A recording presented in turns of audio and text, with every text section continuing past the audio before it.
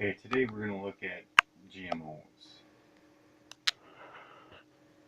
Genetically modified organism. Just words. Just words. This is not just food. These are the building blocks of our children.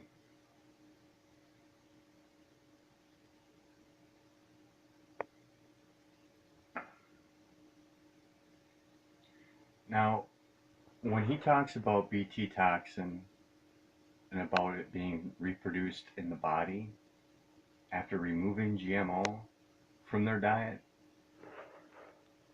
there's one constant thing, I bet, and that's tap water. Another one is tap water made products. If you claim that your product is non-GMO and you are using tap water, that is not GMO free. Let me explain. BT toxin. According to BT toxin, cotton, I think you got a spark now. Did you get it yet? Yes, your clothes. It's food. This is food. Let it sink in. There is a lot of laundry going on, and a lot of genetically modified cotton being laundered. That goes into our water supply. Flow, for the love of water. There are 1,161 man-made chemicals that enter our water supply.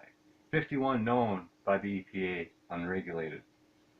The U.S. does not keep accurate records of who gets sick from our water, which is brilliant, by the way, if you think about it.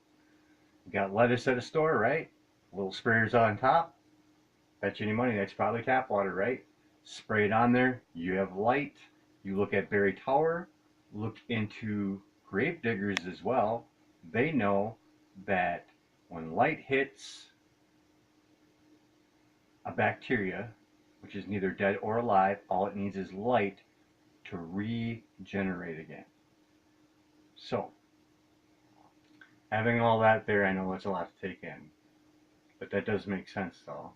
If anybody has ever washed out anything in the sink, look in there. It bleeds. That's all in there. And that's not even including the ink too, because those are either genetically modified or synthetic. I have looked into some of them, but let's see what Jeff's got to say, and then we're going to pause, and then we're going to take like a little in-depth look at it. Oh, yeah, got to put you over here. Engineered corn and the Roundup, or the combination, was linked to these very serious disorders. Now, the other major toxin found in GMOs is found in corn and cotton. In particular, in corn, we eat the protein that's called BT toxin, which is an insecticide. So the corn plant. So we eat BT toxin, correct? But we do wear the clothes and we sweat. And if you look at Flow for the Love of Water, he explains, and his exact words are, if you drink bottled water, well, we have some bad news for you. Most of your toxins enter in through the skin when you're taking a shower. Well, what's the difference between taking a shower and wearing some sweaty clothes? You're gonna soak it in. I'm thinking so. Taking a shower, soaking in all those chemicals, he's saying. Wearing a shirt that's really wet and sticking to me, probably soaking it in. Okay, I know it's a lot. Stay happy. Don't get freaked out. Plants are genetically engineered to produce an insect-killing toxin. It pokes the holes in the stomach walls of the insects to kill them. Okay, I gotta stop again. So you're saying that, but that's entering in the water supply. You know, it's passing through us, so it's probably a smaller amount. But if it's doing that to those insects, it's all in our water. What's it doing to all that? Okay.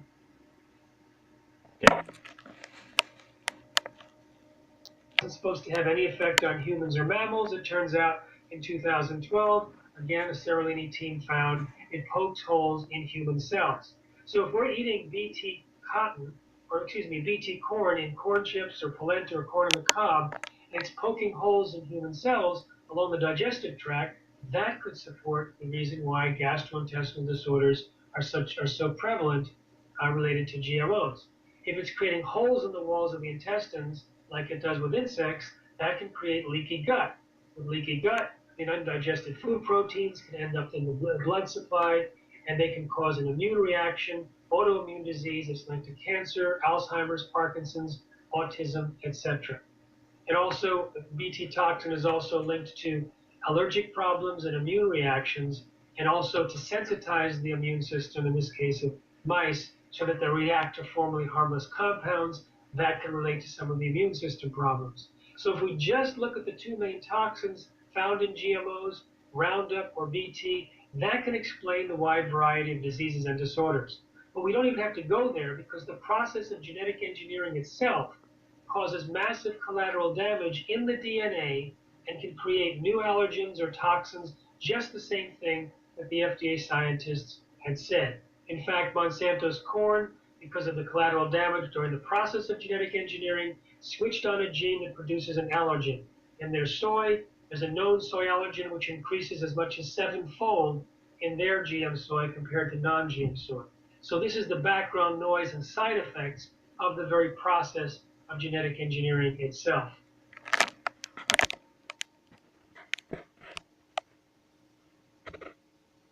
Where do leftovers go? Throw them down the toilet, don't you? That's where it goes. Where it goes. Now, in Europe, a lot of the GMOs have been removed as direct ingredients, but you still have animal feed. The FDA director of the Center for Veterinary Medicine, Gerald Geist, in 1991 and 92, repeatedly warned that consuming milk and meat from animals fed genetically modified feed carries unique health dangers.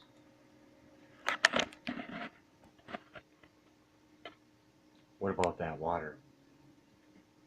That GMO tap water? Milk, meat? What about the water? For example, water. That's how we flush toxins out of our body. Water. If there's a small toxin in the feed and it accumulates in the tissue of the animal more and more, then when you eat the meat or drink the milk, it's possible you get a much bigger dose of that bioaccumulated toxin. Tap water. Hear me out. You're ready to go to the restaurant. I've been a cook since I was 15. I know this. I know this a lot. So you're going to go to a restaurant. You're going to have some soup, right? You know how long that soup's been on? It's been on since 5 o'clock in the morning, sometimes 3 o'clock in the morning. Yeah, been on there for a long time. I tell you this much, if I wasn't cooking, it would never get changed. I would, because I know that that's a life-giving force. Oh yeah, you can check my soul on that later on in life. But no, think about that, because you're taking that water, you're raising it to a temperature. The only thing that lifts up is distilled water. And I'll see if I can say it correctly, volatile pollutants, things that are in the air. But what's remaining, that's what's left over in your soup. So you get a concentrated amount. Not to mention, this is in all those non-GMO products. So go through it with a fine tooth comb, because it's not your fault that you didn't see it. I see it. Does anybody else? And if you don't see it, you can take a cup of water, put it in a pan, and boil it out. And look in there. We don't need that. We just don't. But yeah. Coffee, your beer, pancakes. What are the repercussions of this?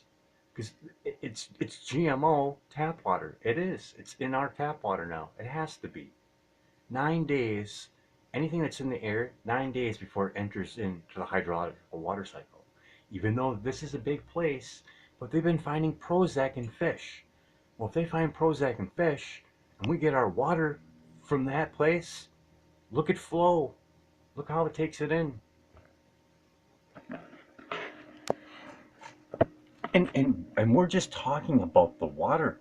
We're not even talking about the pipes. That's a PBS special, liquid acids. Those things haven't even been changed forever. So like when you do a test, you could do a test over here and then run it through and not bother testing it over there. So it looks all good. It turns out that 2,4-D tolerant crops were just approved by the United States Department of Agriculture. 2,4-D is a very toxic herbicide that does, in fact, bioaccumulate. Roundup, according to recent studies on breast milk, does bioaccumulate. And so eating the milk and meat of animals fed genetically modified Roundup-ready crops may be quite dangerous. And we do know that in tests across Europe, many Europeans did have Roundup or its active ingredient glyphosate in their urine, even in city dwellers that never go near farms. So Roundup is linked to many of these diseases and disorders. So we recommend, of course, avoiding genetically engineered foods, and now people in droves in the United States are doing just that. We have 40% of Americans saying that they're avoiding or reducing genetically modified foods. In the natural products industry, GMOs have become so unpopular that if there's already a tipping point of consumer rejection, it becomes very clear that it's a marketing liability to use GMOs in these natural product stores. Now we have a few brand leaders in conventional supermarkets that have declared themselves non-GMO, like Cheerios and Grape Nuts breakfast cereals. The question is, are they using tap water in the making of those products? And are they using wheat, which is technically, they don't have to say it's genetically modified because they use a different technique. That would be underneath wheat belly. And that causes a reaction with dopamine receptors in the brain. It'll either cause goofy thoughts or cause appetite stimulation, which you'll crave more wheat, sugar,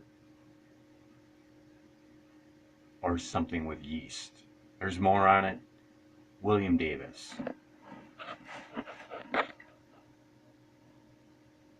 If they increase in sales as a result of their recent claim of being non-GMO, we expect to see a European-style tipping point, the kind that happened there in 1999, when Unilever and then Nestle's and then everyone else committed to stop using GM ingredients because of the widespread concern about GMOs by the European people, especially in the UK. And that was because the European papers, especially in the UK, some British papers were very, very vocal about the health dangers of GMOs. We don't have that in the mainstream media in the United States, but it's been getting out through specialized media and the internet, and now it's getting out through people telling their friends that when they get rid of GMOs, they feel better, and especially their children feel better.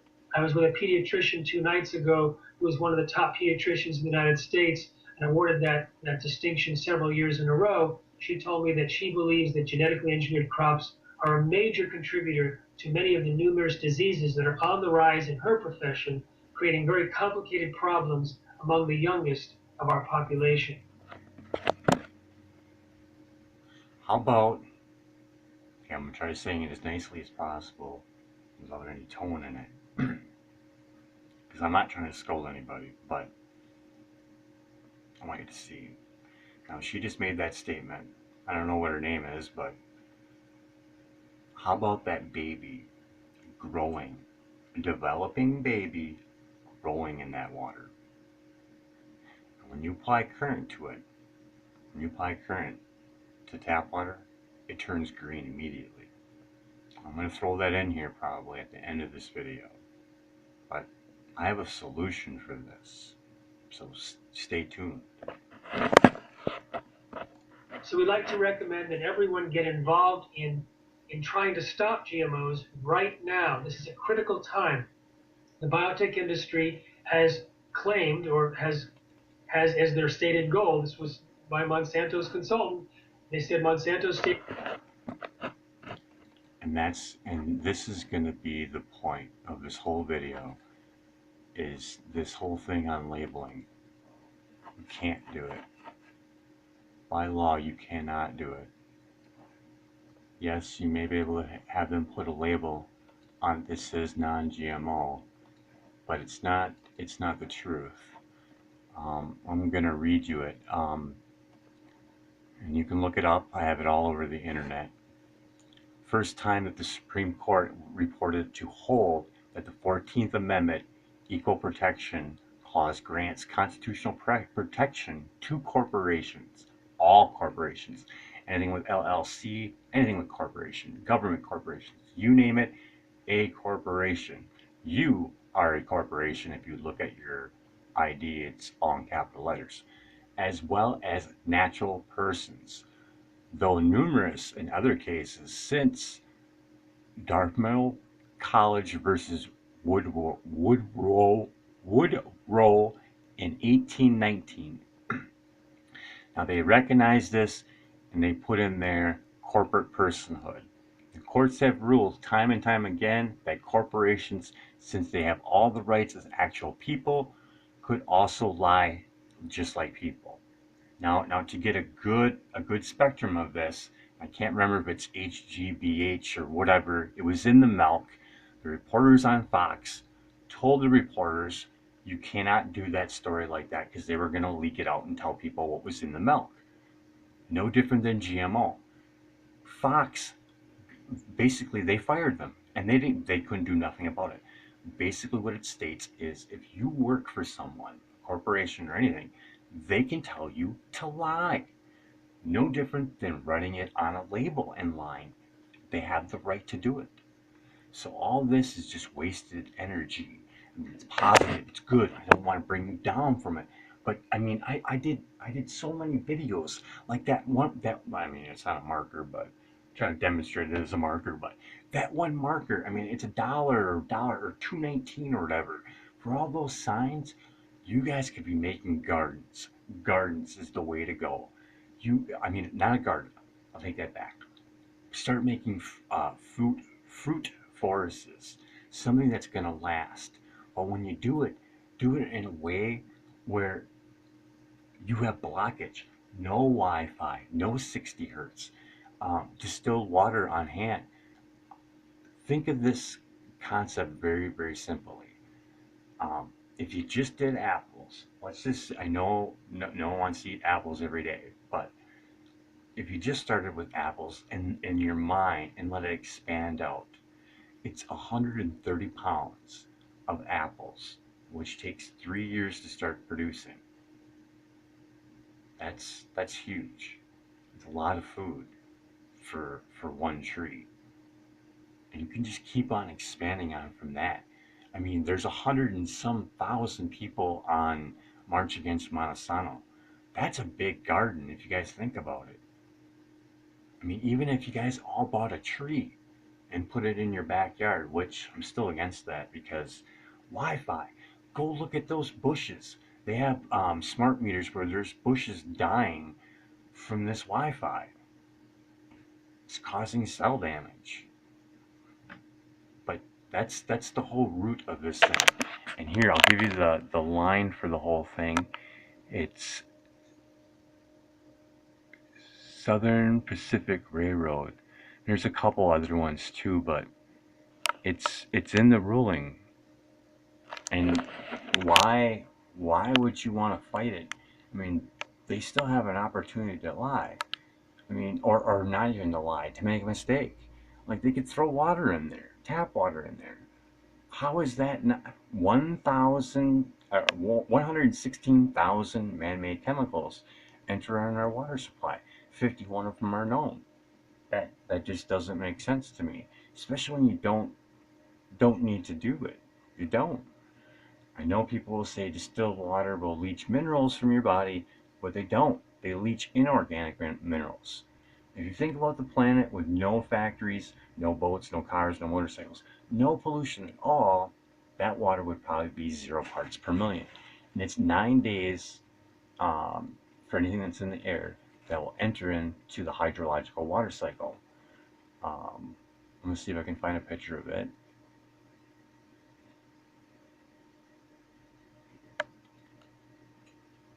I didn't draw it in. I was going to draw in a chemtrail too, but